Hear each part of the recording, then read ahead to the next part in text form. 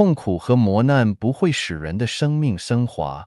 Suffering and hardship do not elevate one's life. Xiefeng, March 3, 2024.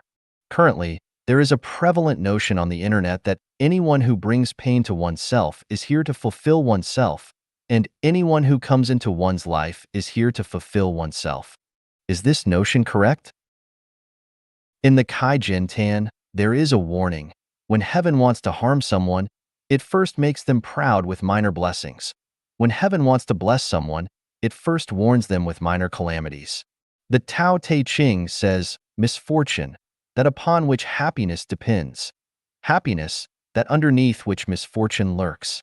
From the perspective of Tai Chi thinking, fortune and misfortune are intertwined, pain and happiness coexist, and hardship and enjoyment go hand in hand. From the perspective of causality, enduring pain and hardship is the eradication of karma. From this, we understand that experiencing pain and hardship on life's journey has its positive side.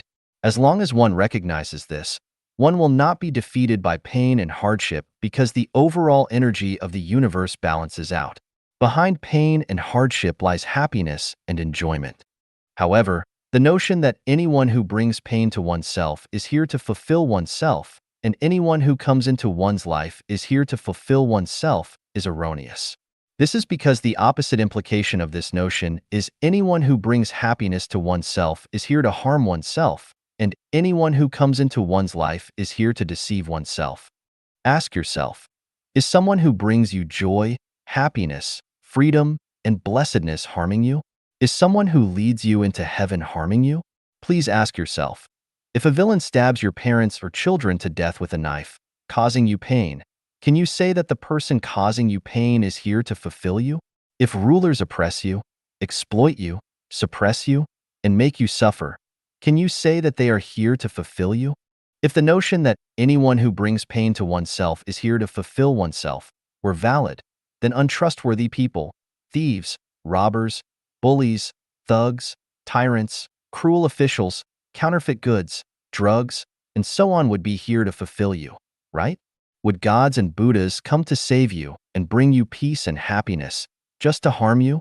Looking back at history, human history is a history of suffering, and the lives of the vast majority of people are mostly made up of pain. How many people have been fulfilled? If you spend your whole life in pain and hardship, do you think you can be fulfilled? The fact is, pain and hardship do not fulfill a person. Instead, they destroy a person. What truly fulfills a person is not pain and hardship, but happiness, joy, freedom, and blessedness. The meaning of fulfillment is to realize one's wishes. Can pain and hardship realize your wishes? Can someone who drives you out of your home, deprives you of your property, and leaves you with nowhere to go fulfill your wishes? Can someone who insults your mother or daughter and causes you pain fulfill your wishes? Can someone who deceives you into a hellish situation and causes you pain and suffering fulfill your wishes? Pain and hardship do not make people grateful. Instead, they make people angry and irrational. Pain and hardship may teach people lessons and make them wiser and more cautious, but they do not necessarily make people more charitable, compassionate, or generous.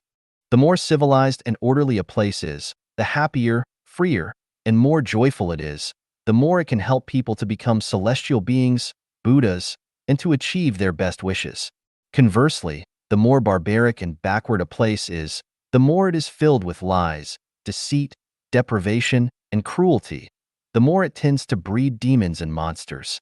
Do you still believe in the notion that anyone who brings pain to oneself is here to fulfill oneself?